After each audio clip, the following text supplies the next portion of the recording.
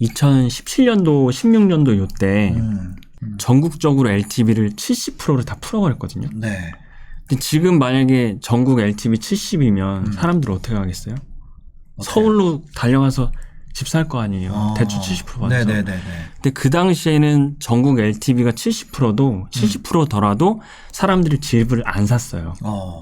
그때 80% 해줬던 것 같아요. 저 그때 예. MCG인가 예. 뭐 그거 해가지고 맞아요. 반공제 안 하는 대출 상품. 반공제 안 하고 80%까지. 네네.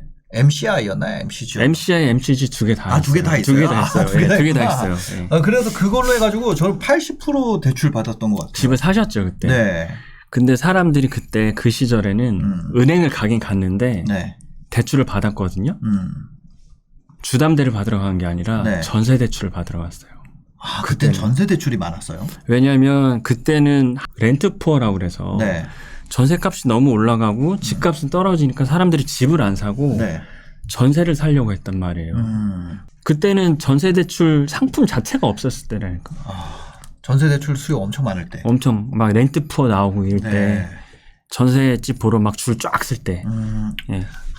그때는 집을 사야 되는 거예요. 네. 근데 사람들이 사진 않더라. 전세를 사러 오더라. 오히려. 재밌네요. 그때 저 참고 있을 때 네. 사람들이 겁나 엄청 몰려오는데 네네. 전세 대출 신청하러 오는 거예요. 다 전세 대출만 신청해요? 예, 다 전세 대출. 거의 열에 9은. 근데 은행에 전세 대출 상품이 없었어요. 지금은 흔한 게 전세 대출 상품인데 네네. 그때는 지금같이 나라에서 보증해주는 전세 대출 상품이 없었다고요. 그러니까 은행에서도 미치는 거예요. 네. 전세 대출 하나 하려면은 되게 절차가 복잡했거든요. 뭐 질권 설정, 채권 보전 조치 막 네. 이런 걸 했기 때문에 네. 그때 복잡한 게 그때 전세 푸어 전세 대란 나고 나서 만든 거예요. 나라에서 보증해 줘. 나라에서 예, 너네 은행도 전세 대출 좀 해. 그러니까 상품이 너무 복잡합니다. 절차가 너무 복잡합니다. 질권 설정해야 되고 채권량도 뭐 이런 법적인 절차가 너무 많다 보니까 대출도 늦게 나오고 그래서 나라에서 나선 거예요. 금융정책기관들이 있잖아요. 주택금융공사, 도시보증공사. 이 공사에서 보증해 줄 테니까 대출해. 그래서 실질적으로 지금 전세 대출이 다 그 보증서 대출 상품이에요. 나라에서 보증해 주니까 대출을 후하게 해주는 거예요. 80%만큼. 네. 그럼 보증서가 지금 저기 주금공이나 이런 데 나온다는 거죠? 나오는 거죠. 예. 그래서 그 대출 상품들이 18, 19, 20 지금까지 불진하게 팔리는 거지. 처음에는 그런 대출이 없었어요. 전세 대출이. 2015년 이럴 때는? 네. 15, 16, 17 그때. 불과 5년 전까지만 해도 그게 없었네요. 없었어요. 전세 대출이. 전세 대출 상품 자체가 없어서 엄청 어려웠던 기억이 나요. 제가. 네. 그럼 그때는 대출의 방식도 웃겼어요. 어떻게 나가요? 뭐냐면 지금은 전세 대출이 임차인이 받잖아요. 네. 그때는 임대인이 대출을 받아요. 집주인이? 네. 집주인이 대출을 받아서 네. 그걸 전세금으로 받고 그 이자를 임차인이 내요. 약간 전세 퇴거자금 대출 같이 돼 있네. 네, 임대인이 임차인을 전세 드리기 위해서 임대인이 집주인이 차주가 되는 거예요. 채무자가. 대신 이자는 사는 임차인이 되고. 그래가지고 집주인이 오케이 해주니만이 막 이런 게 있었구나. 네, 그랬죠. 근데 그게 그렇게 대출을 받으면 집주인이 누가 해주겠어요. 그러니까. 네, 누가 해주겠어요. 이게 전혀 현실이랑 맞지 않는 거지. 네. 처음엔 정부에서 그렇게 가이드가 나왔거든요. 네. 약자 보호한다고 임차인. 근데 실무에선 적용이 안 되니까 차주를 임차인으로 바꾸면서 정부에서 대신 보증해 준 거예요. 야, 2016년, 17년부터 전세가가 계속 오르기 시작한 거죠. 그러면서. 그때 지금부터 돌아보면 절대적인 매수 타이밍 뭐 그랬죠. 국가에서 전세 보증을 이제 안 하려고 못하죠. 지금 줬던 걸 뺏으려고 해봐요. 어떻게 하겠어요. 지금은 전세대출 상품이 없어질 수는 없을 것 같아요. 진짜요? 네. 지금 푸른 대출이 얼마고 전세대출 DSR에 넣는다고 했는데 그 반발이 어마어마했기 때문에 지금 또 예민한 그 선거 국면 아닙니까? 섣불리 규제를 못하죠. 전세자금 대출. 이 전세자금 대출이 어떻게 보면은 집값을 받치는 그런 게 돼버렸네요. 예. 그거에 레버리지 떠받치고 있는 그건데 그거 전세금이 있고 그 밑에 전세 대출이 떠받치고 있는데 네. 이 전세 대출을 규제하면은 집값이 좀 떨어질 거라는 생각들을 하는 거잖아요. 네네네. 모든 대부분 사람들이. 그쵸. 근데 이 전세 대출을 섣불리 규제를 못 하는 거죠. 아. 너무 많은 사람들이 혜택을 받고 있고 네. 이거를 이거를 규제했다가는 뭐 표심도 자극을 할 것 같고 네. 그렇기 때문에 전세자금 대출을 DSR에다가 넣는다는 선택을 하긴 했어야 됐네요. 그러면 만약에 집값을 잡을 생각이었다면. 그렇죠. 뭔가 좀 더 강한 시그널이 간다. 네. 근데 그런 여지를 또 남겨둔 것 같아요. 왜냐하면 규제라는 거는 한 번에 세게 나가버리면 네. 효과가 그때만 있지 다시 풀어지잖아요. 익숙해지니까 사람들이. 네. 대신 서서히 인터벌을 주면서. 왜냐면 9.13 이후로 지금까지 규제가 서서히 나왔거든요. 네. 하나씩. 네. 계속 나오고 있잖아요. 예를 들면 전입이나 처분 조건도 처음에는 기간을 2년 줬어요. 네. 2년 안에 전입하면 되고 처분하면 됐는데 그 인터벌을 2년에서 1년, 지금 6개월까지 줄였거든요. 네. 그런 식으로 규제를 서서히 더 높여가는 거죠. 그럼 그 전에는 전세자금 대출이 없었어요? 아예? 없었어요. 있긴 있었는데 네. 이런 담보대출 형식이 아니라 보증서 담보대출 형식이 아니라 네. 전세금 자체에 뭔가 법적인 절차로서 그 용어가 질권 설정 혹은 채권 양도 네. 이런 조치를 했단 말이에요. 네네. 그걸 하려면은 집주인한테 막 내용 증명 보내고 집주인도 은행 나와서 서명하고 네. 또 그 서류에 확정일자 받고 네. 이런 게 실무적인 절차가 되게 복잡하단 말이에요. 그래서 은행들이 꺼려하죠. 네. 같은 대출인데 그냥 근저당해서 받는 대출은 간단한데 이런 비용과 자원이 들어가니까 맞아. 옛날에 저 샀던데 전세 네. 들어올 때 전화 네. 왔었어요. 은행에서 전화 와가지고 네. 뭐 채권담보 이거에 대해서 네. 뭐 동의하십니까? 뭐 이렇게 하고 네. 그다음 질권 설정에 대해서 해가지고 그거 오잖아요. 네네. 집으로. 내용 증명 오죠. 내용 증명 오고 네네. 이렇게 안에 들어가지고. 그렇죠. 그래서 나는 처음에 깜짝 놀랐어. 그 뭐 우체부 아저씨가 네. 내용 증명 온 거 있다고 이거 직접 받아야 된다 그래가지고. 네. 그 과거에 그랬네. 근데 요즘에 저희 이제 세입자분들 전세 들어올 때는 네. 뭐 그런 게 없어요. 그런 집주인의 동의조차 필요 없는 상품들이 있으니까. 네. 되게 간편해졌죠. 옛날에는 그런 게 막 왔다 갔다 하고 그 도장 찍어서 다시 보내드리고. 그렇죠. 네. 그거 했었네. 맞네. 그런 절차가 점점 간소화되고 있는 거예요. 맞아. 그런 거 하고 이제 그래서 처음에 계약할 때 집주인은 이 전세자금 대출 진행 과정에 있어서 네. 도움을 주기로 한다. 뭐 이런 거 특이하게 넣고. 네, 동의한다. 맞아. 그것 때문에 다툼도 많잖아요. 네. 동의해내 안 하네 뭐. 맞아. 그래서 그거 어쩐지 요즘에 그게 연락이 없더라고요. 네. 그래서 막 상환일 가까워지면 은행에서 막 전화 오잖아요. 그렇죠. 이거 그 세입자한테 주지 마시고. 그렇죠. 어쩌고 막 이런 전화 오고. 그게 요즘- 되게 중요해요. 네. 그거를 만약 은행에 상환해야 되는 대출이 있거든요. 네네. 전세 대출 중에. 네. 근데 이 집주인이 뭣도 모르고 임차인에 줘버리면은 네. 그 임차인이 대출을 상환하는 게 노멀한 케이스인데 네. 임차인이 그 대출 상환을 안 할 수도 있는 거예요. 안 하면 튈 수도 있는 거죠. 그러면은 고스란히 임대인이 집주인이 그 대출을 물어줘야 돼요, 은행에. 네. 그런 경우가 심심찮게 있어요. 네. 그것도 되게 중요한 상황이에요. 근데 이제 그게 지금은 완전히 바뀌었다. 완전히는 아니고 네. 많이 바뀌었다. 많이 바뀌었다. 지금 많이 바뀌어서 굉장히 좀 편안해졌다. 편안해졌다. 예, 대출하는 과정이나 이런 것들이. 맞아요. 한도도 많이 바뀌었나요? 전세 대출 한도요? 네. 전세 대출 한도는 작년이랑 올해 똑같아요. 다만 전세 대출을 받을 수 있는 네. 계약이 확대가 됐어요. 수도권 같은 경우에는 네. 그 전에는 5억이었는데 네. 5억짜리 전세 계약만 받을 수 있었는데 네. 지금은 7억으로 바뀌었어요. 수도권 7억짜리까지는 내가 계약을 받을 수 있다. 네네. 대출 한도는 얼마예요? 대출 한도는 똑같이 2억 2,200. 2억 2,200? 네. 전세자금 대출 2억 2,200까지밖에 안 나가요? 지금? 네. 주택금융공사는. 다른- 임차인의 신용을 받는 거. 네. 네. 또 다른 거는 안신전세라고 그래서 네. 주택 도시보증공사에서 받는 게 있거든요. 네네. 그것도 전세 계약이 됐지만 전세 대출 금액이 독일이에요. 4억. 4억. 네, 4억. 4억까지는 대출 나간다는 거잖아요. 네네. 주택금융공사가 2.2억. 예, 2.2억. 도시보증공사가 4억. 4억. 그다음에 서울보증보험이 얼마나? 5억. 5억. 네. 무주택자인 경우는 그렇고 네. 주택이 있으면 도시보증공사는 2억. 네. SGI 서울보증보험은 3억이에요. 그럼 죽은 공은 이제 아예 안 나오고. 죽은 공은 1주택자 안 나오고. 그럼 무주택인 경우에는 5억까지 나오는 거잖아요. SGI. 내가 SGI 거 하고 싶어요라고 은행에서 얘기하면 돼요. 그 1주택자까지만 이제 되는데 네. 부부 합산 소득이 1억이 넘어가면은 네. 서울보증보험으로 무조건 가야 돼요. 부부 합산 소득 1억 이상이면 예, 1억 넘어가면. 금리가 좀 달라요? 금리가 거의 비슷한데 서울보증보험이 조금 높아요. 0.12 정도 높아요. 부부 합산 1억 이상의 무주택자라면 서울보증보험으로 무조건 가야 되고. 네네. 부부 합산 소득 1억, 네. 1억이 넘어가면. 그러니까 5억까지 나오네요. 네, 5억까지. 그러면 예를 들어서 반전세 같은 경우도 똑같이 전세 똑같이 적용됩니다. 그냥 보증금 대출이네요. 말 네, 그대로. 그렇죠. 보증금 대출. 전세자금 대출이라는 하니까. 게 따로 있는 게 아니라 네네. 보증금 5억까지는 대출이 된다. 네네. 그럼 요거 이자는 한 어느 정도 되나요? 이자 주담대랑 비슷합니다. 이것도 3%대예요? 네, 이것도. 전세자금 대출 너무 비싼 거 아니에요? 너무 비싸요. 네. 말도 안 되지. 이거 나중에 다시 돌려받는 건데. 비싸요. 그렇잖아요. 이거 그냥 원금 그대로 있다가 원금 그대로 돌려받는 거 아니에요? 그렇죠. 네. 그대로 근데 이자 너무 비싼데. 뭐 거의 위험이 없죠. 위험이 네. 없다고 봐야 되는데. 왜냐면은 서울보증보험에서 보증서까지 끊어가지고 신용보강해서 그렇죠. 그다음 그게 어디 쓰는 돈이 아니라 보증금 들어갔다가 그대로 나오는 건데. 그렇지. 근데 이자가 3% 넘는다고요? 네, 3% 넘어요.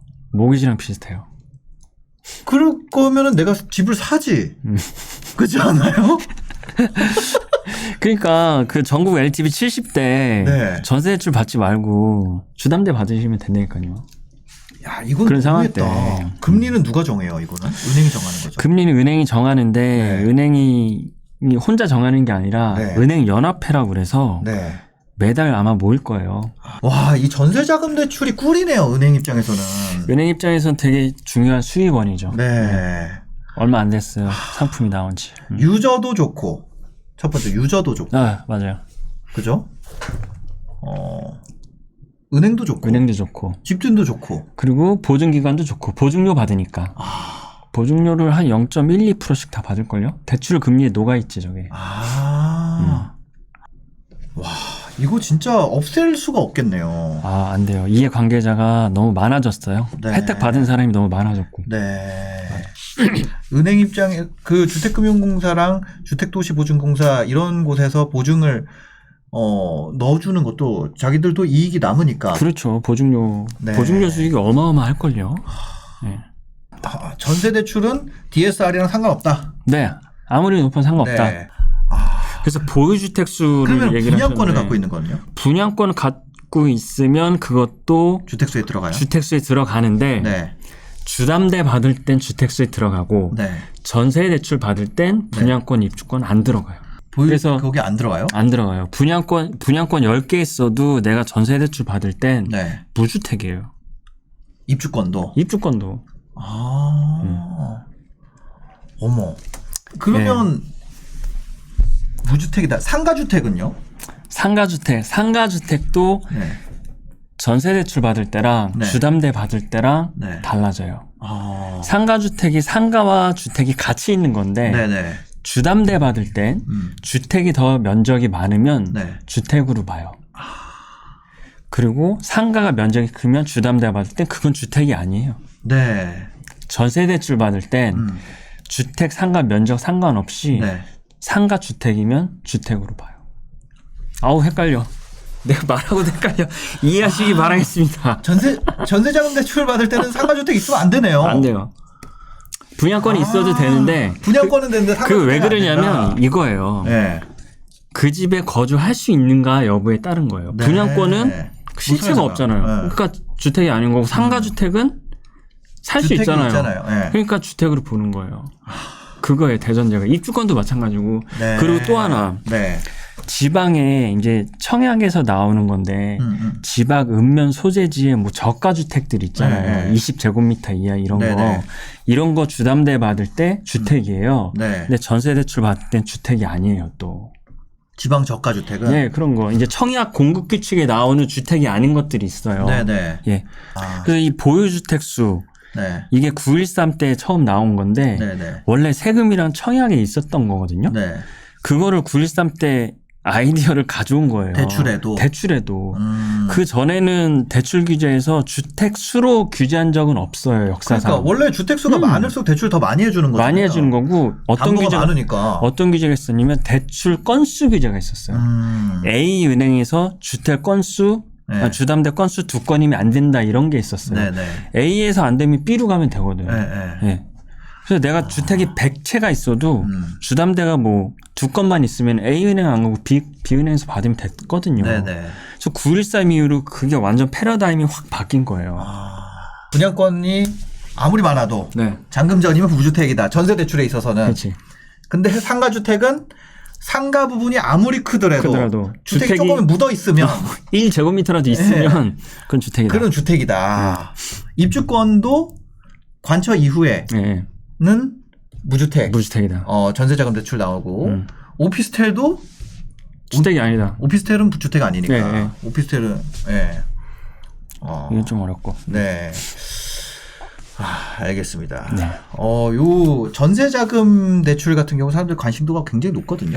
그렇죠. 네, 그렇죠. 이게 제일 어떻게 보면은 유주택자도 관심 있고 무주택자도 관심 있고 그런 부분이라서. 사실 무주택 1주택은 이제 공사에서 제공하는 나라에서 보증하는 그런 상품을 이용하면 되는 거고 다주택자는 사실상 사각지대죠. 전세 대출이. 전세 대출 못 하는 거죠. 네. 다주택자는. 근데 다주택자 중에서도 임대사업을 등록을 했는데 2018년 9월 13일 이전에 산 사람은 그렇죠. 전세자금 대출 되는 거잖아요. 네. 그리고 보다 높은 금리를 내고 비용을 치러서 전세 대출을 할 수는 있죠. 아예 못하는 건 아니니까. 아 그래요? 네네. 금리를 올리면 어떤 거냐면 아니 근데 이것도 이미 3%대라면서요? 3% 그보다 이제 4%가 훨씬 넘어가는 거죠. 뭐 4.8% 이렇게 받아요? 뭐 그렇겠죠. 왜냐하면 못 받는 사람이 받는 거니까 더 많은 금리가 있을 거예요. 그 방식이 뭐냐면 전세 대출 처음에 나왔을 때 그 방식대로 하는 거예요. 질권 설정하고. 예, 질권 설정하고 때에 따라선 전세권 설정하고 집에다가. 그러면은 뭔가 품이 더 들어갔으니까 이자는 더 높겠죠. 그런 또 다주택자들의 전세 시장이 또 있고. 다주택자는 이런 그 주택도시보증공사나 주택금융공사, 서울보증보험의 보증서를 사용할 수 없기 때문에 그렇죠. 절차가 더 복잡해서 금리가 더 올라간다. 네. 시장당의 대출 규제의 목적이 뭐라고 생각하세요? 대출 규제요? 네. 지금 나오는 DSR, LTV, DTI 이런 규제들 목적이 뭐라고 생각해요? 가계대출 증가 억제. 표면상으로는 항상 이제 워딩이 가계대출 증가 억제인데 그거를 좀 디테일하게 보면은 사람들이 집 구매하는 거를 추가로 못 하게끔 하는 목적도 좀 있거든요. 예. 왜냐하면 대출 규제에 보유 주택 수에 따라서 대출을 받고 못 받고를 나눠놨거든요. 그걸 넣어놨죠. 예. 2018년 9월 달부터 9.13 규제 때 그게 나왔기 때문에 DSR도 타이트하고 LTV뿐만 아니라 여러 가지 조건들이 붙어요. 집 살 때. 6개월 안에 전입해야 된다. 6개월 안에 기존 집을 처분해야 된다. 이런 규제들이 너무 많은데 부동산 가격이 결국에는 안정화가 되면 이런 규제들이 해제가 돼서 다시 과거로 돌아갈 것 같다라는 생각이 들죠. 은행들이 처음에 LTV가 나온 게 목적이 뭐냐면 은행들의 과도한 대출 경쟁을 방지하기 위해서 나온 거예요. 예전에는 그 LTV가 나온 게 한 2000년대 초반이거든요. 그때는 은행의 대출 그 영업 방식이 등기 권리증이 있고 소유자의 인감증명서나 인감도장만 찍으면 그냥 집값의 90% 대출을 해줬어요. 지금 그냥 집값의 90%. 그런 시절이 있었어요? 2000년 초반에. 그렇게 과하게 대출을 하니까 이제 관리하는 감독 당국에서는 야, 니네 은행 너무 심하게 대출한다. 대출 줄여. 그래서 LTV를 도입을 한 거예요. 왜냐하면 은행이 그렇게 대출을 많이 해줬다가 원금을 상환 안 하고 연체가 늘어나면은 은행이 부실이 나고 은행이 부실나면은 금융이 흔들리니까 정부 입장에서는 안 좋은 거잖아요. 그렇죠. 그래서 LTV로 규제를 한 건데 그러고 나서도 은행들이 대출을 70%까지 다 한 거예요. LTV. 소득도 안 보고. 그러다 보니까 학생한테도 LTV 70, 소득이 없는 사람들한테도 LTV 70. 부동산만 있으면 심지어는 미성년자도 LTV 70이 나가니까 그 노무현 정권 때예요. 그때 DTI라는 걸 가져온 거예요. 야, 니네 은행 집만 있으면 대출 다 해주냐? 상환 능력도 좀 체크해. 그래서 소득 대비 주담대를 평가하니 DTI를 그때 가져온 거예요. 네. 그 전엔 DTI가 없었군요. 없었어요. 예. 집만 있으면 그냥 대출을 해주던 시절. 그래서 어떻게 보면은 금융위기가 왔을 때 우리나라 별로 타격이 없었던 게 버텼죠. 그 전에 이제 이런 걸 묶어놔가지고 그럼 맞아요. 만약에 그 전처럼 계속 90% 대출 됐었으면은 위험했죠. 네. 네. 위험했죠. 집값이 하락 국면에서도 어떻게 보면 은행들이 저축은행들 네, 예. 좀 타격이 있었고 그 맞아요. 이후에 예. 저축은행 사태가 있었잖아요. 맞아요. 몇 예. 군데 없어지고. 네네. 근데 1금융권 은행들은 크게 문제가 없었던 게 거의 피해가 없었죠. 네네. 맞아. 그리고 이미 LTV가 낮은 상태이기 때문에 네. 뭐 그 대출 받으신 분이 상환을 못한다. 그러면 경매 넣을 거 아니에요. 네. 그 아파트를 경매를 넣으면은 LTV가 40밖에 안 되기 때문에 당연히 원금 다 회수하고도 남죠. 네. 지금 같은 상황이면은. 그러니까 이미 안전장치가 충분히 있어요. 네. LTV를 통해서. 지금 은행 같은 경우는 이미 있는데 이 DSR이라는 게 추가 도입된 거는 네. 어떻게 보면은 부동산에 대한 규제의 측면도 있다. 측면도 있다. 거기다가 플러스 금리까지 좀 많이 올라가고 있으니까 기준금리 계속 올라가잖아요. 그래서 실수요자 입장에서는 대출도 안 나오고 대출을 어떻게 해서 받았는데 이자도 높다 보니까 네. 좀 심리적으로 어려운 국면이죠. 은행에서는 이런 네. 고정금리나 변동금리에 대해서 어떤 뭐 전사적으로 내려오는 게 있나요? 지금은 변동금리 판매가 더 낫다. 아니면 지금은 고정금리 판매가 더 낫다. 이런 것들. 있죠. 마진 그 은행이 이제 마진인데 네. 최근에 이제 금리 인상 국면이잖아요. 네, 금리 인상이 됐는데 사실 지금 기준금리에 비해서 모기지론 금리가 너무 높아요. 과거에 비교하면은. 그 얘기는 이제 기준금리는 같지만 가상금리가 확대가 돼서 은행이 마진폭이 많이 가져가는 국면이 있거든요. 네네. 그런 차원이. 2018년 이럴 때도 그때 주담대가 한 3점 초반. 예, 3.25, 초반이었어요. 3.25 이랬었는데 맞아요. 지금은 뭐 4%대 불러버리니까. 네, 3% 후반이니까 네. 그것만 단순 비교해도 지금 모기지 금리가 좀 이상한 네. 거죠. 네. 그래서 지금 고정으로 넣게 되면 너무 금리가 펌핑된 거에다가 내가 고정을 넣는 게 아닌가. 좋은 포인트세요. 예. 맞아요. 예. 그런 생각이 들더라고요. 맞아요. 또 은행 입장에서도 그 정도 가상금리를 받아도 이게 되게 재밌는 게 이제 1금융 있잖아요. 네네. 뭐 신한이나 뭐 우리나 이런 1금융의 담보대출 금리가 네. 주담대 금리가 예를 들어 뭐 3.8이에요. 네네. 근데 그런 데 있잖아요. 진짜 우리가 2금융권 네.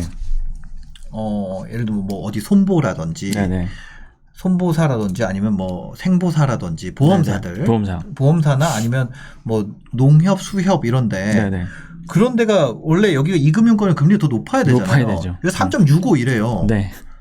맞잖아요. 지금. 맞아요. 진짜 맞아요. 그렇죠. 네, 맞아요. 더 낮아요, 지금. 그러니까 이게 이상한 거죠. 그렇죠. 네. 그런 것만 봐도 지금 금리가 이상한 거라고 느껴야 되는데 네.